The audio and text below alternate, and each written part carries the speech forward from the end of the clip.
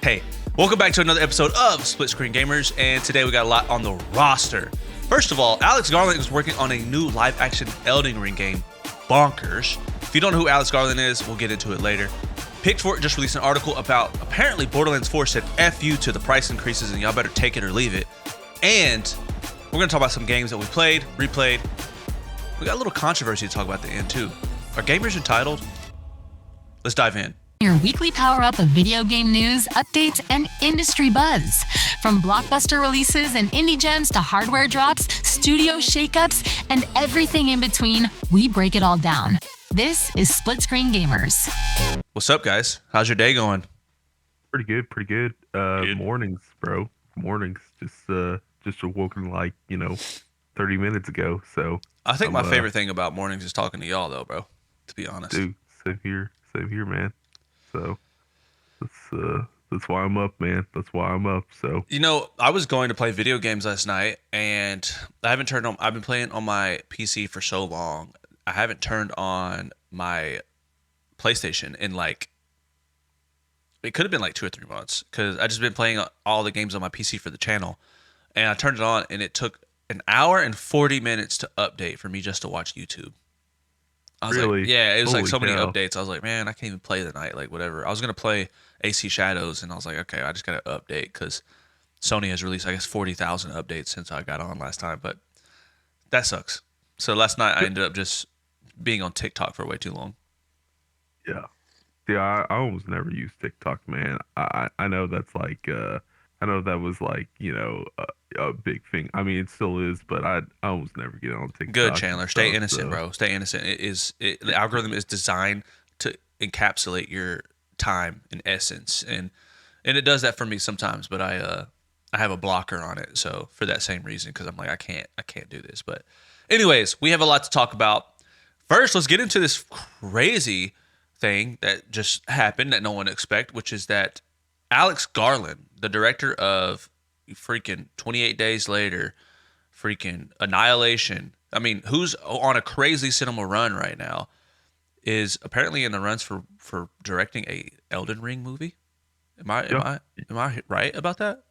Yeah, it was crazy. It was rumored, and I was like, "There's no way." I mean, Alex Garland with A24 with Elden Ring, like that. There's just no way, and they officially confirmed that it's happening. Like it's actually gonna be a thing. And originally, Alex Garland announced he was gonna retire after Civil War. That was his last movie he was ever gonna do. Interesting take. Essentially. Yeah. So yeah, it's just interesting that he's coming back, and I hope it's not for the money because that's my fear. But also too, if he actually takes this project seriously, which I feel like he is, Yeah. I think we could have something really special, and it could also be up there on the echelons of great video game adaptations. Honestly, if I'm being real, So a live-action Elden Ring movie is in the works from Ex Machina and Civil War director. If you don't know who Alex Garland is, he did Ex Machina, Civil War. He also did Annihilation, right? yeah, He did Annihilation. that movie Man, which is crazy. Yeah. Right now he wrote the most recent movie in the series of the 28 Days Later. I think it's 28 Years Later or something like that. He wrote it, didn't direct it. But Alex Garland is I mean, he's super good at what he does. His movies are always great. And I'm getting the idea that he's a fan of games. If you didn't know, this movie is also going to be produced by George R.R. Martin, who helped with the original Elden Ring game. So this is a dub for the players, bro. And recently, we've actually been seeing a lot of game adaptation movies come to life and be likable. Mario, some other ones? Last of Us TV show, Fallout. These are things that's happening right now. It used to be where Assassin's Creed or Mortal Kombat came out and it was literal dog water. I don't even know what dog water is, but it was something terrible. So I don't know about you, but that's a W for us, bro, because we got good stories out here, and people be like, "Oh, y'all are kids for playing games," and no, we got good stories out here.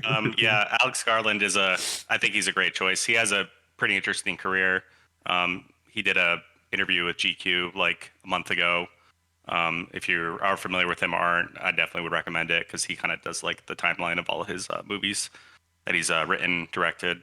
But he is a writer first. You know, he started as a novelist that evolved into writing screenplays. You know, that's how he wrote like 28 Days Later, adapted his novel The Beach, Sunshine. You know, these are a lot of Danny Boyle movies. Danny Boyle directed movies. And then he went on to start directing his own things, which is what led into writing, directing Ex Machina, adapting Annihilation from the novel, Men, Civil War, and then he did announce that he was going to stop directing, but then pretty much immediately after Warfare, he co-directed, co-wrote, which has gotten critical acclaim as well, it seems. And I like the fact that he does seem to be a writer first and foremost. And if you're going to tackle something like this, I'm always at the opinion of screenplay first, have a great story, script, deliver on what fans will want, adapt it well to the big screen from a video game. You know, that's the biggest hurdle I think that all these video game adaptations face, is it doesn't quite live up to what the video game was. Yeah. But I feel like he's someone that would appreciate the work and do justice to it. And yeah, I feel like with him, it's in good hands. I'm very curious to see. And A24 are doing it, if I'm not mistaken, which is very interesting. Yeah. Actually. Not the company I would expect.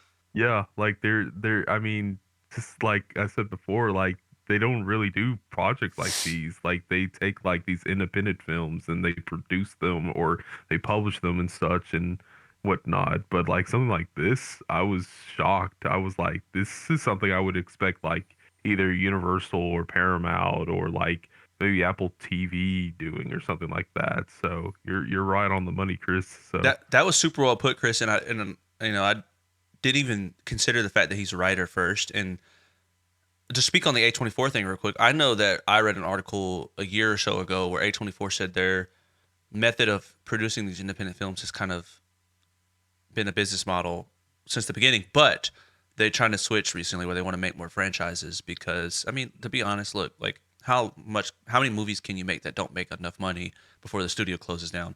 It's like A24 knows that they got to transition. And I know the Backrooms is another series that's going to be made, and it's like, okay, cool. Like here we go. Like A24, if they can rein in their greatest directors, and Alex Garland being one of them because he directed a lot of movies through A24. It's like if they can rein in those directors and put them on these franchises, or like let them do what they want with franchises that they already love, then we might have another great studio on our hands, which love. Look, we've seen some pretty decent blockbusters from A24 that still have that artistic twang to it. So I think that Alex Garland is going to be a great director. I mean, Warfare, I heard was like you said, I heard Warfare was amazing, and so he's proven himself to be consistent. I was going to say though, like I actually never played Elden Ring because I don't have the time or the emotional resolve to do boss battles.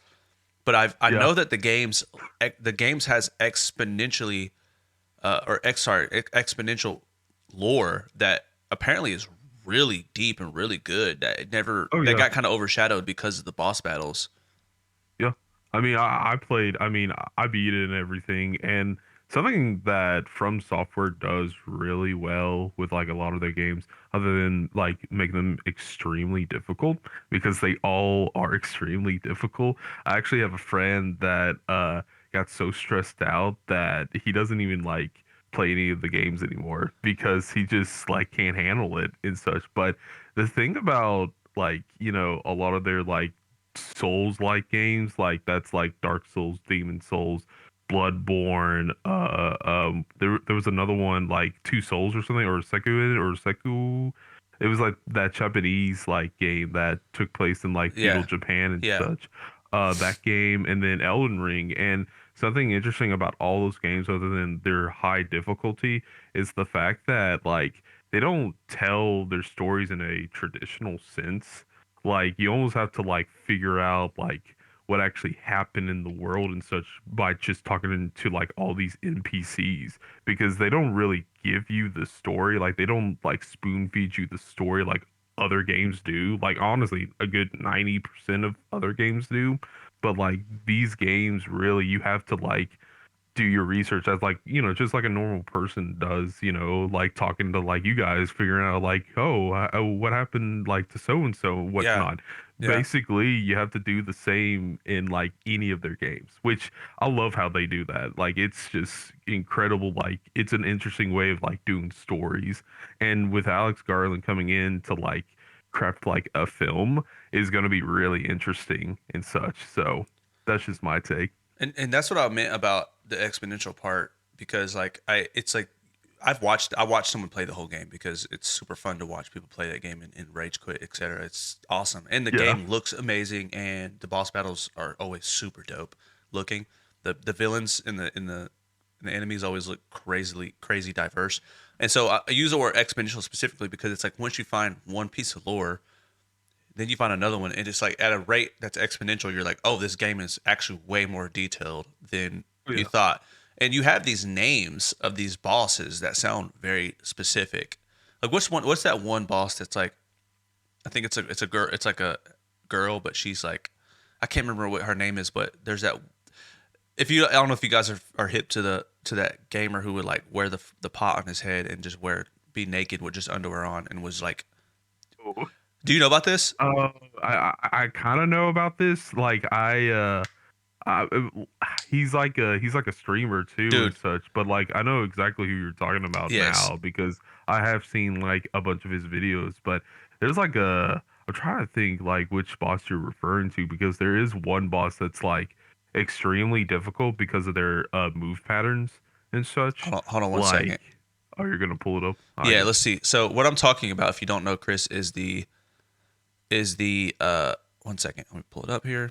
Um, so there was this character. So there's this like co-op idea in Elden Ring where it's like you can co-op people into the world that you're in. They can help you with boss battles and stuff.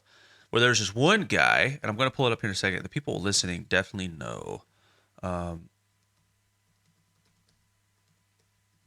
let's see, co-op. I'm trying to remember his name. He has a name. Uh, he was what was so specific was that he would wear almost no armor. Yep.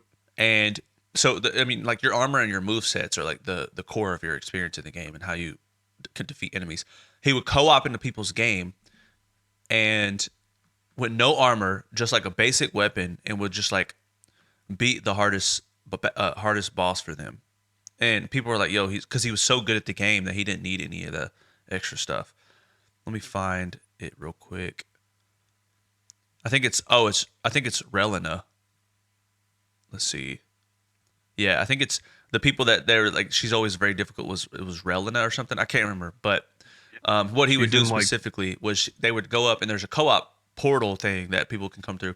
This guy would come through, and if you saw him, he was like a living legend of co-op, and no one knew who he was at first, and he started streaming or something later. But he would come in. His character was naked except for like underwear, and he had like a basic weapon, and he would solo the boss for you so you can beat her. And dude, it was crazy. I just thought that like little stuff like that, like there's lore in the game, and there's also lore created by the characters. It's like the legend yeah. of. I gotta find his name, dude. Hold on. Let's Yeah, see. no, I know exactly who you're talking about. I just don't Sounds know. like the bad guy from the Warcraft episode of South Park. Yeah, Running around in underwear. yeah, If you know, you know. yeah. Chris, I feel like we bring that episode up quite a bit. Like whenever we're like hell diving, it's like a staple for us, man. Like, Ooh. just want to point Yeah. that out. Bless you, bro. Thank you. Hold on a second. I Oh, got no, you're good. allergies right now, dude. Nah, you good. Sweet. All right, cool. I can't find the dude's name, but you guys know. Leave a comment if you see it and you're like, yo, he was a legend. He had a name. I think he was like Zero Armor. It was some crazy. It was super dope. But yeah, Alex Garland. I hope he includes some little like tidbits for us to like, get into. Like, oh yeah, I remember that piece of lore. You know what I mean, in the game, and he definitely will. I mean, it's George R. R. Martin producing it as well. Like he's going to. First of all, George R. R. Martin, bro. Like, how old is he? Like 108 or something? I mean, one would suspect that, 107, but 108, yeah. yeah, I would say 190 by now because I mean that man has He's a- written a page a year. Just wanted to say that a page a year, just to point that out there. So Is he actually? You're not kidding. Is he actually 100 something? No, Oh, no. okay. I was making a He's joke. probably like, yeah, no. Oh, I thought Chris He's convinced me. I was like, And he's in it. I think he's in yeah, his 70s though. Like he's getting up 76. there. Yeah. yeah. Hey, But good for him, like, bro. yeah, dude. Nah, he's still mobile and stuff. So, Yeah. but And if there's a writer, author who creates amazing lore, there you go. You know, Yeah. like Facts. yeah, he literally has just books about the lore when yep, it comes to like A Song of Fire and Ice. yeah. So Like, yeah, he's a great. I could see why this is something he had created or helped. I don't know if he created it. He's producing he it. wrote it. He actually wrote like the main scenario and like all the lore and stuff. That's what he did for it. Which yeah, no, he is like a lore master. He literally wrote Fire and Blood. That's a Targaryen book Whoa. based off of like A Song of Ice and Fire and Whoa. stuff, which has become its own show, House of the Dragon. So yeah, dude. Love that show, by the way. All right. Dude, same So here. Borderlands 4 boss Randy Pitchford addresses real fans tweet controversy. Nobody likes being taken for granted, and it was not my intent. So Randy Pitchford has, this is from IGN. Randy Pitchford has addressed the backlash to his controversial Borderlands 4 $80 real fans tweet after someone ran it through Handsome Jack AI, I guess, whatever that is. So someone came out and there was like, "Yo, Randy, this game better not be $80. Don't take that risk. A lot of gamers aren't going to pay $80 to and feed this notion of constant increase of the price tag. You are the CEO. You have some say when the price with the price when it comes to your publisher." And Randy response was, "Not my call. If you're a real fan, you'll find a way to make it happen. My local game store has Starlight for Sega Genesis for $80 in 1991 when I was just out of high school working minimum wage and at an ice cream parlor in Pismo Beach, and I found a way to make it happen." Dope. What do you guys think about that? I mean, honestly, like if he wants to charge $80 for his game and such because the quality's there, be my guest. Like, yeah, charge $80 and whatnot. But also too, I'm also kind of conflicted because there's also like the sense where like, and we'll get to this later, but like Clariscura, it's only like $4.99 or $49.99, and it was Yeah. incredible Yeah. of a game.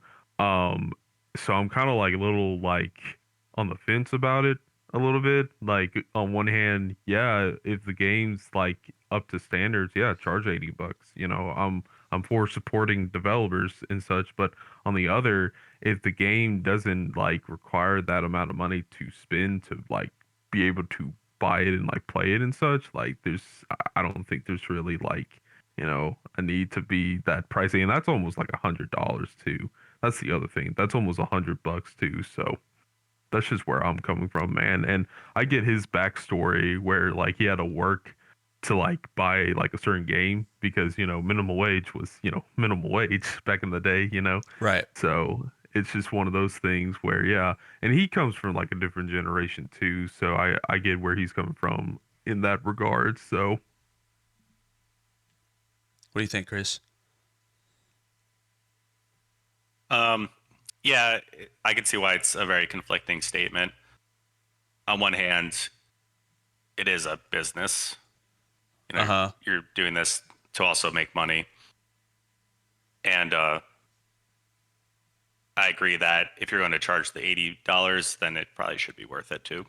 Mhm. Like if you are going to stick by that price, then I think the quality needs to be there. Whatever you can gain from that. It's like when you're buying like the standard edition of a game, but you can add another $10 or $20, but you get all these additional things. If you're starting at $80, then I feel like, you should get your money's worth once you get it. Yep. However, I feel like some gamers will always complain about something. You're never going to appease everyone. So I could probably understand why he was a little like snippy with his response to it. I can't imagine how much he's gotten or the company gets Yep. on this thing they've been working like really hard on. So it's like, yeah, it's a very conflicting thing. On one hand, I understand why paying $80 is a lot, because it is a lot. It's a lot of money. Yeah. yeah, But also make it worth that price. Yeah. And I feel like at the end of the day, that's the best you could probably do. You're never going to appease everyone. Everyone's always going to have certain people will always have an issue with it. I think you also don't want to neglect or, push your fans away either. So I think maybe could have been like handled it a little better. Was it? It was like a tough response back. I get why he's probably annoyed about it, but Yeah. yeah, I don't know. I feel like I'm rambling about it. Make it at the end of the day, make it worth the price. Yeah, no, that's a great point, dude. Honestly, like like if I'm like the CEO or like the director of like a studio, if somebody like made a comment like that online about, "Oh, why are you charging $80 for it?" I probably wouldn't respond, honestly, because I feel like if you do respond and if you respond in the wrong way, like it could get like a lot more backlash and stuff. And plus, it's like a bunch of people like you know, moaning about like, or, bitching and moaning about like, a price increase on like their games now and such. And like, I feel like, if I was asked that answer directly, which did happen with Bowser from Nintendo of America whenever he got asked about, the Switch and like the price for that and like all the games, he basically says like, the quality's there for those games to be priced at that point and such. But then the interviewer, if my memory suits me right, he was like, "Well, why is the new Donkey Kong game not priced at that point?" Well, we thought it was priced at this point because of like the amount of work and time we put into it and such. And it's just like, what are you charging this for certain price points? Like, what is the main factor in Yeah. the end of the day and such? Yeah. But yeah, no, 100%, dude. 100%. So, Yeah, man, I agree 100% with you guys too. And look, I want to like rein it back in and try to have some sympathy for I think the viewpoint of players who disagree with this. And there's some big commentators who disagree, like Moist Critical, etc., who are like, yo, the game should stay the same. And then you got like the in between, just the regular day consumers like us who are just like, we just buy it. We don't have a platform, and it's like, okay, cool. So here we are, and we're walking in the GameStop. I work a 9 to 5. The game costs $60 as usual, and then I look at it and it says $80 instead. It's like $20 more. Let me bring this into context for you, though. I always say this because I feel like this point drives it home for me, which is that Settlers of Catan, a famous board game that people like, the game costs $50 to buy. It's a game that you can put in your closet and probably pass down generations to come unless something happens to it. Like the amount of value you get from that game is insane, right? And for $54, Settlers of Catan Game of Thrones version costs $75. Same thing. You can throw it in your closet, probably keep it forever. Water damage could get it, whatever. But that more than likely, how many board games do you guys? How many let me tell you right now. I know so many people who have a Monopoly board game that they've gotten from their grandma that still exists. Yeah. And so, games are that they make that game years ago. The design of the board years ago. The design of the playing cards years ago. Like we're talking 20 years in some cases where they've made this board game and they're still charging the same price. But for some reason, we have a weird idea that when Mario, a franchise that was designed before all of us were born, and now we're like, okay, cool, let's they don't we hate that their price is still the same. It's like, what are we talking about? Like, this game is well made, this character is well beloved, you know what you're getting out of it. I mean, you could probably count on one hand you could probably count on 2 fingers how many Mario games have been disliked. And it's like, I don't understand why people have this like weird inclination to be like the video game industry is different than every other industry. No, it's business, supply and demand. Did we spend more money to make this game? And does the quality reflect that? Then cool, pay more. No one's complaining that Mafia is going to cost $40 or $50, whatever that price tag was. That new Mafia, the old country. No one's complaining about that. When it goes the other route, everyone's like, "Oh yeah, thanks." When it goes the other, it's like when it comes out of our pocket, it's like, "Oh, now we're I can't believe." Like, no, dude. Like GTA 6 is, I don't know what Rockstar's gonna do. They're probably going to raise the price, but Yeah. GTA 6, and I know we always end up talking about it, but it's the biggest game coming, and it's like GTA 6. You make a case to me that makes sense. That doesn't make you look selfish or greedy. That GTA 6 shouldn't cost more. You're telling me that I'm supposed to just make my studio spend $2 billion for 15 years or something like that, and then I'm going to give you the same price it was more than 10 years ago? Make it make sense, guys. Like, come on, that doesn't make sense. What business does that? And the same people who talk about this will buy a $200 or $300 more iPhone that just came out that's slightly more better than the one in the previous year. It makes no sense to me why people could think this way about video games. If you have any basic idea of how the economy works, that's how business is made. This not these game companies aren't getting and look, there are the rare cases where people are just being greedy. But let me tell you how it works. A game puts out a product, you buy the product based off the quality of that game. If it doesn't meet the quality, the company or developers suffer from it. Let me give you a better example. A game came out that was going to apparently meet the quality, and I'm going to tell you what it is at the end. A game that was going to meet the quality. It came out, it didn't meet the quality. They suffered from that by in return of bad reviews across the board. The game was called Cyberpunk 2077. It was supposed to be the best game to come out. Then people bought it, and they're like, this is not good. They returned it, and it was so bad, in fact, at that time, that Sony PlayStation removed it from their store.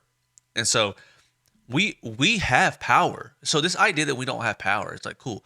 Now, if you want to go in and not buy the games, cool. Like, you can do that, and maybe they'll lower their prices.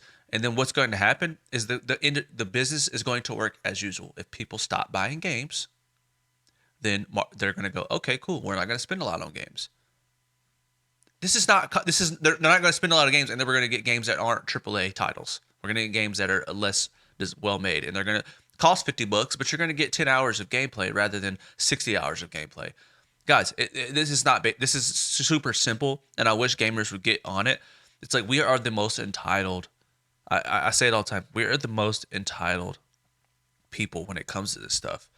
It's like, dude, this is by far the hardest medium of creativity, in my opinion. Like, Yeah.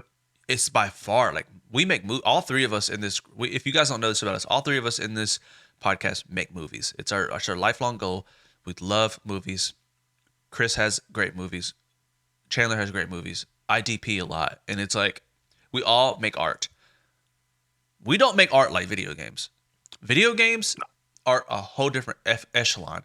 It's like painting, but on a different level, because you have a computer software, and then that computer software turns into a video game. That's what that is. I have a camera, and then I point it at the Chattanooga Aquarium, and then it's like, cool, the sun looks good. But like, that's the extent of what I did, other than color. I mean, it's deeper than that, color grading and stuff. But it's like, cool, like, but like video games are from scratch, and we're like, but like it costs $80. Shut up. Get a load of this guy. Like, save some money up if you can't afford it, bro. You want a PS5? I bet you'll be paying. PS6? I bet you'll be saving up your money to get that. Why? Because they make good products. Think about it like this, and I'm ranting. Think about it like, and I feel I'm gonna. You know, if you feel entitled to complain about games costing much, I feel entitled to rant about you being entitled. So, if you think about it like this, you don't want to spend a lot of money on video games, but you want to take a lot of money from the people who make the video games. Think about it like that next time you complain. These people are, I think we have a disconnect, bro, in the world, which it's always been like this, but we have a disconnect. We think developers are living the dream or whatever. They have a job, and they like, by the grace of God or whatever, like they were like, I want to be a game developer, and they became a game developer. That's a blessing, huge dream job. Just because they have a dream job, I think we have this disconnect that like they just get to give us stuff because they're rich or whatever, and it's like they're not rich. Go look up the average salary of some of the people at, in these developing companies. Like, yeah, you have high people like Neil Druckmann, who are, presidents of the studios now, but like you have developers who probably make something similar to someone who lives next door. This is not like, it's just because it's a front-facing industry that you think that there's a sense of hierarchy there. It's like, no, these are people with normal jobs just like you, bro. So buy the game, support the art, or don't be a consumer of it. It's just that simple, bro. Like, lock in, dog. You can't play if you can't pay $80, then just save up your money, man. Use it. When I was a kid, I used to want a skateboard so bad, and I sold ices to get the skateboard to my people in my neighborhood. I didn't have the money. It's like I didn't go to Element Skateboard Company and go, hey, your skateboard costs too much. No, like I knew they made the best boards, and so I saved up the money to get that board. It's like this is simple, basic economics. Lock in, or you're gonna get the flame. I'm sick of it. I'm sick of it.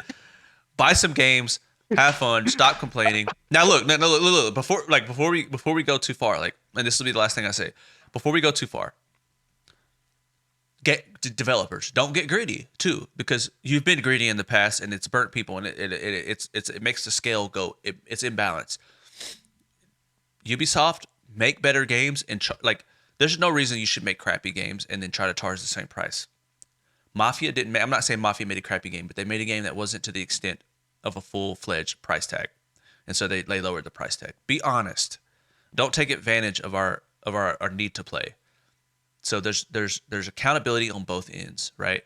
There's accountability on both ends. If we expect Kevin Feige to flesh out Marvel Studios, and we'll go watch the movies, as soon as it starts to fall apart, which it has recently, we stop watching them. There's accountability. You want us in the theater, you got to make good movies, right? So that's just what it is, man. Rant over. But that was awesome. Yeah. That was awesome. I was gonna say, like, we have a segment later down on the show where it's rage quit, and we basically rant about whatever, just grinding our gears. So yeah, no, that was awesome, dude. So yeah. Well, Yeah, totally agree. Well, Yep. I appreciate you guys, and look, I understand there's people who in financial situations who can't afford the games, and I get it, man. But like, if you can't afford a movie ticket, you don't go to the movies. I have sympathy for that. I do. I've been in that situation and still can be in that situation. All the time I'm like, dang, dude, do I want to re-up on my PlayStation Network subscription? It's like $130. It's like, do I want to do Yeah. that every year? It's like I'm not rich, like, so it's like I get it, but because you don't have the money to pay for it, doesn't mean that the people who make the games got to give you it away for free. It's not how it works. Anyway, it's done. Yeah. All right, so guys, I know we're replaying some games. You guys have some stuff you've been playing recently, or replayed recently, that I want to hear all about, because I've been stuck in like gamer hiatus, not playing anything except for what I play on the channel, and so I'm excited to hear what you guys have been playing. Yeah, dude. I just got done, excuse me, playing Clear Obscura Expedition 33. What a game, bro. What a game. Like, seriously, like, I was not disappointed at all with like my experience with like playing the game and such. Like, everything about it, from just like the story to the Yeah. soundtrack to the graphics to even like the gameplay. I mean, gameplay should be like the most important thing of any game, honestly, other than like story and character. Yeah. But the gameplay was just like tight. It was like thrilling, like like with the turn-based like subgenre, or like that mechanic of like gameplay and such. They really make it interesting where you have to like dodge and parry Really? like perfectly. Yes, dodging and parry is like the biggest thing, other than like quick time events when you're actually attacking. But dodging and parrying like is going to be like your best friend. Like, if you can master that, like the game becomes way easier and such. But the OTS, like the oh god, I've gotten this on my playlist on YouTube, because I listen to like all like the different boss like soundtracks and stuff, and like it gives you goosebumps, bro. It gives you hype, when you're playing like these battles and such. Like, it's everything you want from a game that's trying to be like a JRPG from like Square Enix with Final Fantasy in this game, but by like a French developer and such. So it's just a fantastic time. And like the story, like, I don't want to spoil anything. I think anybody should go in blind with this game and such. And the story kind of takes twists and turns, and like there's also acts in the game. There's like 3 acts and a prologue and an epilogue, and it's just, yeah, it's well structured, and you don't know what to expect. So it's a really highly recommended game that What's it going to take to get you to do a gameplay on the channel, bro? man, you know, It doesn't have to be face just cam, bro. It don't have to be face cam, but like if you, I mean, I just want to, honestly, I just want to hear your voice behind a good game, bro. Like, what's it gonna take?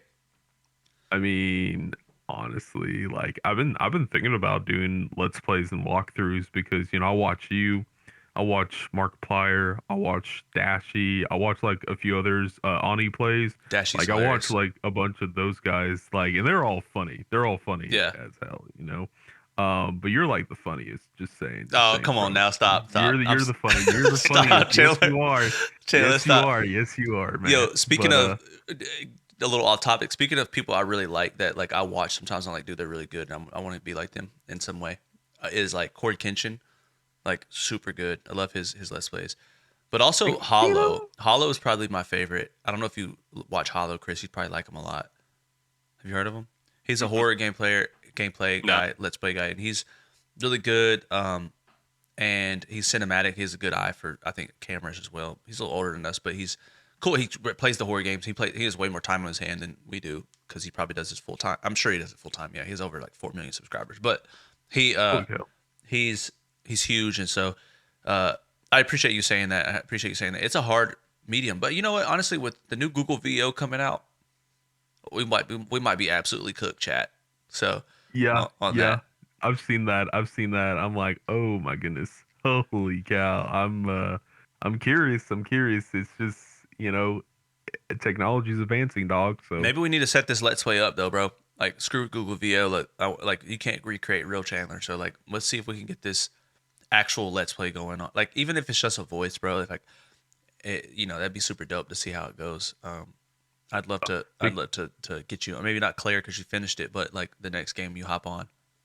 yeah, dude. No, 100%. And plus we need to find a game like all three of those can play on PlayStation 5. I'm just saying. I already know it's gonna be Yeah. when GTA 6 comes out. That's gonna be one game that Oh, I will hop into. yeah. I'll probably lose income because I'll be playing that game so much. But I think everybody will, bro. Buying it, playing it, like not having a social life. I mean, yeah, just for sure, saying, for dude. sure. Just saying. So Yeah, for sure. Well, dude, I mean, look, Claire Obscure. I might go watch someone play it. I was rewatching the episode that we did last week, and your synopsis of the game, for some reason, it got lost in translation. But I reheard it, and I was like, "Yo, this is crazy!" Like, yeah. there's only 33 people left, right, or something like that.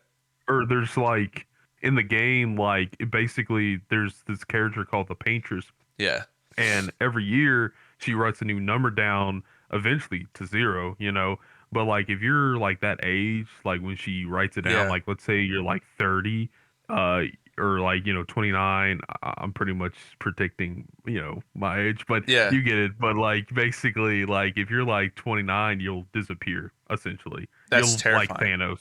Yeah, it is terrifying, and like pretty much like the expeditions, their main goal is to stop the Paintress and to like pretty much end this like suffering and tragedy. That's It's a insane pretty deep concept. story. Does it give you like before? Because that sounds like something right down my alley, and that also needs a show or a movie because that sounds insane. But is that something like is that a story in which you feel like it has a good bow? Like Yeah, yeah. oh It feels like I said, I don't want to spoil don't spoil it anything. because I'm gonna watch it. I don't want to spoil anything, but like like the story wheel, like Yeah. like it does that. It really much feels like it does that, and I love it when any like TV show, video game, movie, short film, or anything like book related. Like I like when they use the story wheel concept because I think it makes your story way better, Yeah. honestly. Yeah. It makes your story way better. It makes it more concise, and it kind of makes sense because a video game, a movie, a TV show, like they're also based around time, like the length like you watch it and Uh-huh. such, and like Yeah. the like what's happening in the story. It's all about time, man. It's all about time, and having that story will makes complete sense than like saying, oh, there's like 3 acts. Okay, cool. Yeah. Well, what should I put in those 3 acts? The story will, you understand like things need to like tie back together and Right. such. Right. So I don't want to give too much away, but yes, it I'm gonna does. check it out. I'm gonna check it out, bro. Yeah. Good review. Good review. Chris, what about you, bro?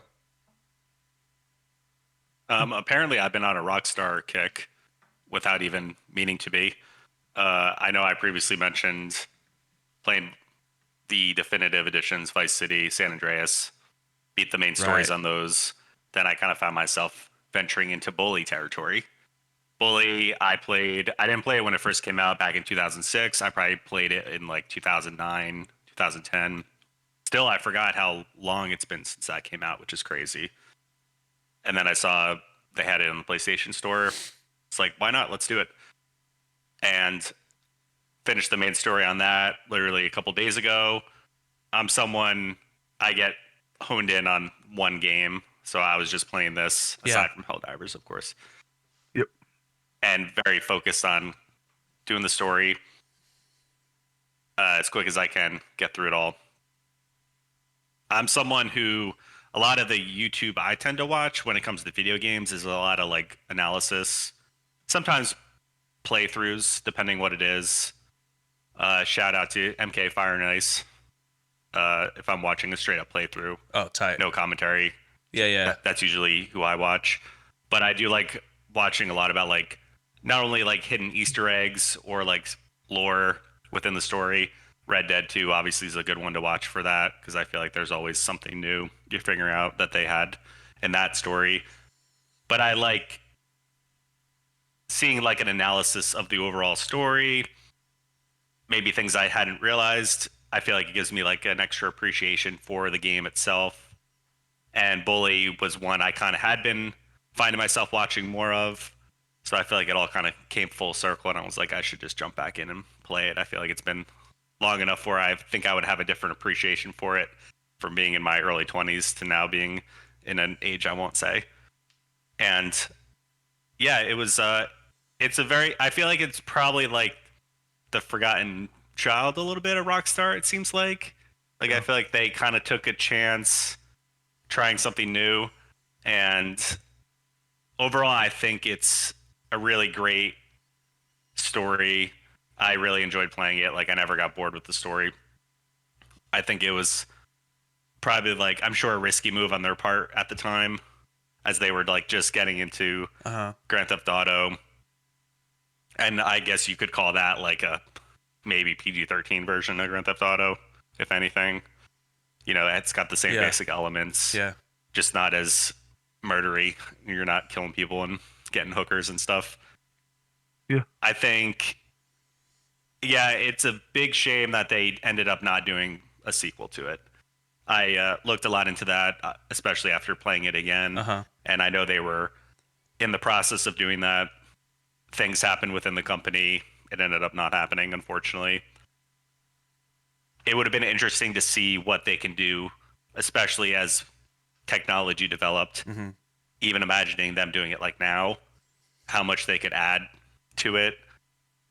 I think it was definitely like a missed opportunity. I'm pretty bummed that they never ended up doing the sequel to it. But I guess never say never. Well, I feel like Bully has this like fan base around it still, at least based on what I'm seeing. And I feel like the demand is probably there. Like, I would hope that if they did continue to look into it, that the audience would be there, like the players would remember it and support it. I would certainly be one of them, and I think they could do a lot of really cool things with it. Same here, dude. But Same here. never know. But overall, yeah, really liked it. I think the camera in it handles like ass. That was probably my thing I hated the most about it. I constantly like trying to like fight and when you ride bikes and stuff, like just constantly running into stuff and missing punches just because the camera's swinging around really poorly. But we are dealing with like a PlayStation 2 era game too, so can't fault them for that too much. But yeah, play... if you haven't played Bully, I would totally recommend it. If you have, it's been a long time. It's always a fun revisit. Yeah, I really enjoyed it. Heck yeah, dude. Heck yeah. I was gonna comment just not recently, but like a couple of like years ago, I actually replayed Mario 64, and you were talking to the camera's ass and Bully. Dude, try Mario 64. You almost have no control of that camera. Wherever your character moves, that's where he's gonna go. Like, it is just locked to him. And I'm like, oh no. So yeah, those old games, man, their camera controls have come a long way other than their graphics. So Bully is crazy. I played that game too. Not recently. Probably like 10 years ago when I was still living at my parents' house because I'd gotten like a refurbished PS2 or something like that, and I played it again, and yeah, that was an experience, and it's funny because I've always thought like, hey, Rockstar should make a Bully 2, and the truth is they're probably never going to do that, just because Rockstar's so specific, they take so long. Yeah. Oh yeah. I've heard there's been rumors for a long time that they're doing a medieval game next, and so Yeah. we also don't even know if we're getting another Red Dead. Like they might like do that just because it's guaranteed cash, and you know that GTA 6 is coming out, and truthfully, like GTA 6 will probably never retire. And Rockstar, what I'm getting at is I'm going around the bush here, but like what I'm getting at is that Bully seems like it's I think they feel like they probably missed the window on that, and it sucks because and a medieval game from them sounds great, but it sucks Yeah. because I mean take something like Hogwarts Legacy, which is in a school, and imagine that GTA or sorry Rockstar comes out with that type of scale, but for Bully 2, but better because they're Rockstar. And so imagine that. And it's like, that sounds insane. Like, and I remember when I played Bully 2, I was like, I remember the first time, because I was like, yo, this is the same people who made GTA. Like, that's all I knew it from. And I was like, let's play it. And I played it as a kid. And I remember being like, this is more contained. And then all of a sudden you're able to go to outside into the carnival and stuff. And I was like, I remember being like, yo, this is actually not more contained. Like there's boss fights, there's all these little things. And I was like, this is super dope. So I think, you know, I really think that it would be amazing to see a Bully 2. I would say probably not going to get it. But you know, some games stand firm in legendary status. And I think Bully fits into that. Like Rockstar's beloved franchise. And I thought Red Dead Redemption was going to be that. But then they came out with Red Dead Redemption 2, and it's like, okay, cool. Like, you guys had a story there. Like, that's dope. I just really hope that Rockstar doesn't get caught up in, like, the 2 or 3 game thing. Like, or 2 games, like Red Dead and GTA 6. I hope they do a new franchise. You know, kind of like Naughty Dog had Uncharted, Last of Us. And it was like, okay, cool. Like, but then they're like, oh, we're going to do Intergalactic the Heretic Prophet, which is like, okay, cool. Like, what like, that's dope. They're doing something new and fresh. What does that mean? You know, that it's weird because that's what you kind of get with these. It's bittersweet, you know. It's sad because life is limited.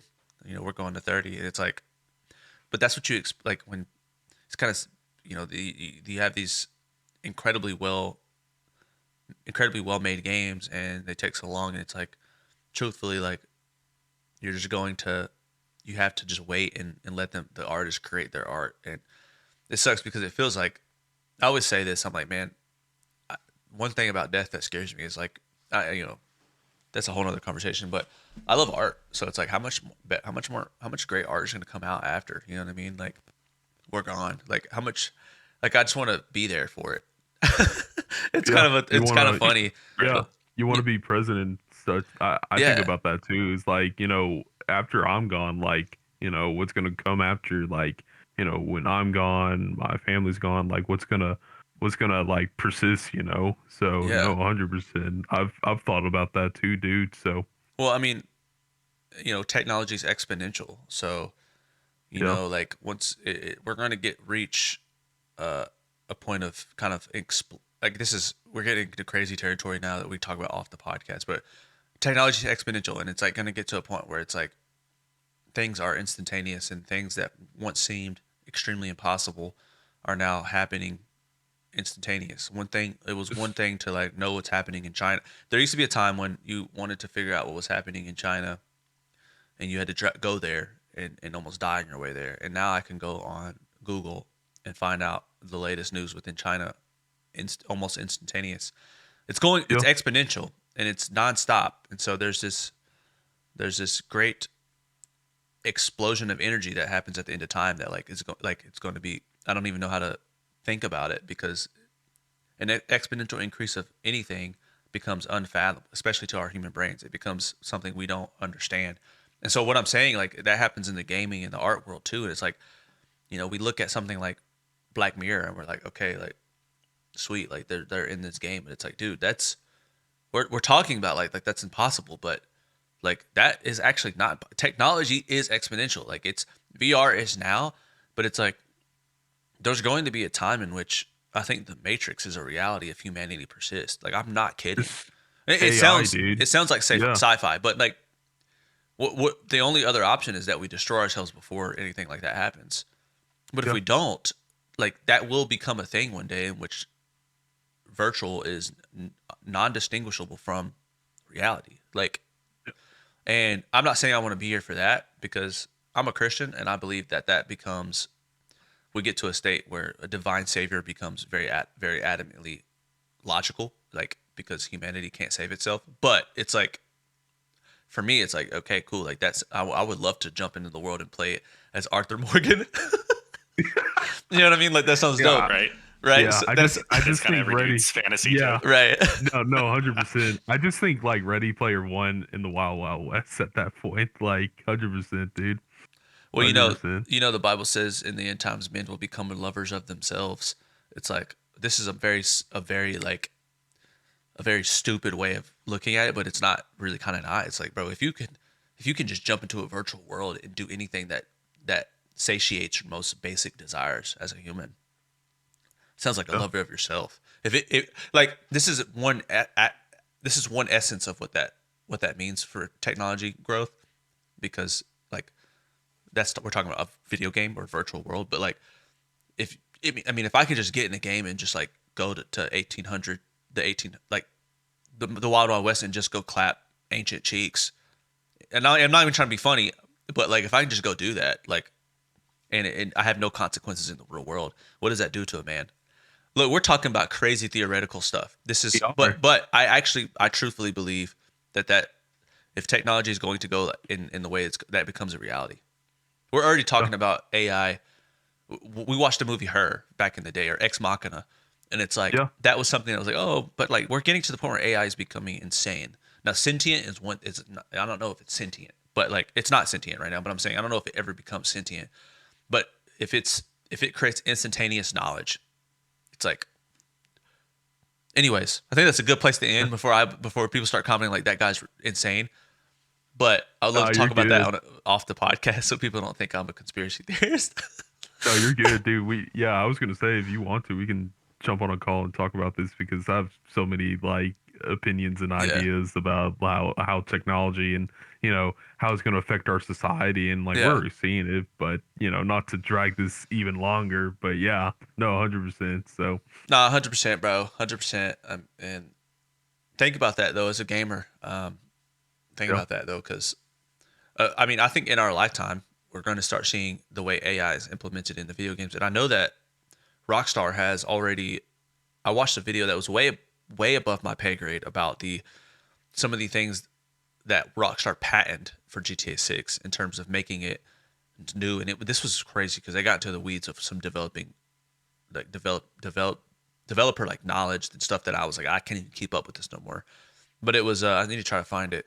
But it was like they had patented this new AI system within their NPC environment that was like, I was like, oh my gosh, like so I think we're actually in a world where GTA 6 is going to do more than we can even imagine based off what I watched in that video. There was like to kind of just try to describe it as best as I could. It was like the NPCs actually do things based on this AI system that Rockstar patented because it was so good. The video's premise was that the Rockstar patented because it was so good at what it did that it was going to revolutionize the gaming industry. So I don't know if you guys have heard of it. I'll see if I can find this video. But it was yeah, I would love to see what it, they dude. described was something along the lines of NPCs behaving in a way that is completely foreign based on the player's interaction with the NPC. So what I'm saying is like No Man's Sky, except for the NPCs. So it's like things are generated randomly as you interact with the things, but they're generated in a way that that references like thousands upon thousands of animations that have been AI made. Like it's insane. I'll try to send the video, but I think when we get this GTA 6 trailer, bro, I think people are not prepared. Now this video is real. Like this is someone on the back end who had some information about this. It's like well, I think we're gonna watch it and be like, oh, like this is insane. I can't believe what we're looking at. And so we're gonna get there. Can't wait. And so yeah, let's get ready to clap some clips, some ancient Egypt cheeks when we get up there, y'all. Maybe when we're 60. Yeah, dude. I don't want to do 100%. that, by the way. I'm just joking. Yeah, I was gonna make a joke. I could like freeze myself with Walt Disney right now and still like look as like 29. I'm just saying.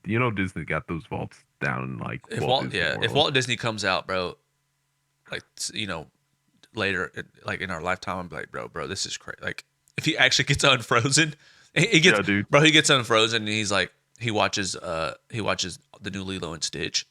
Wait, that's not even Disney, is it? Yeah, it's in Lilo and Stitch's Disney. Oh, Yeah. oh, it is. Yeah, just imagine Yeah, like it Walt is. Disney comes. I haven't seen it yet, but imagine he comes out and imagine he comes out and he watches Frozen. Walt Disney walks out. They unfreeze him. He goes, he wakes up. I don't know why. I just emulated him like climaxing, but he unfreezes and he's like, they take him to the nearest AMC or Regal, and they're like, yo. And he's watching it, and it's just, let it go, let it go. He's like, man, what the hell is this? What has my company become? It's like, He's put like- me back in. Put like, me back in. No, He's like, where's Mickey Mouse? Where's Mickey? You show him like the live action version of Snow White, Snow White, and he's like, oh, Oh my man. gosh. He's like, oh no. He wouldn't even Oh, no, understand no. what was going on. That's funny. Nah, he wouldn't. He's like, oh, what? Who's Rachel Sagler again? Oh, who? Like, Well, guys, I appreciate you. Good episode. We did a lot of ranting on this episode. Sorry if you don't like it. Leave a comment. We can take feedback. Honestly, I did a lot of ranting, but I love talking about video games. I love talking with you guys, and so I get passionate about it.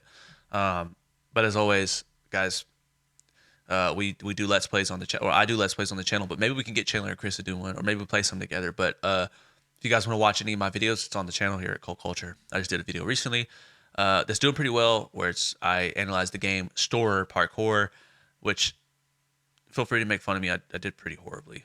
It's a great parkour game that came out from a YouTuber named Storer Crew, which is a group of parkour guys, and it's super dope. I call it the Skate 3 of parkour because it's very detailed, very difficult. I also did a Let's Play of Rainy Night Detective, Detective Rainy Night, where we investigate a town in which people are going missing, only to find out that we are now a part of the scheme. It's actually pretty cool. It's a demo. If you want to check that out, it's dope. It's on the channel. It's called Game with Incredible Lore. So check it out. Anyways, guys, we appreciate you. From the Split Screen Gamers crew to y'all, thank you. And until next time.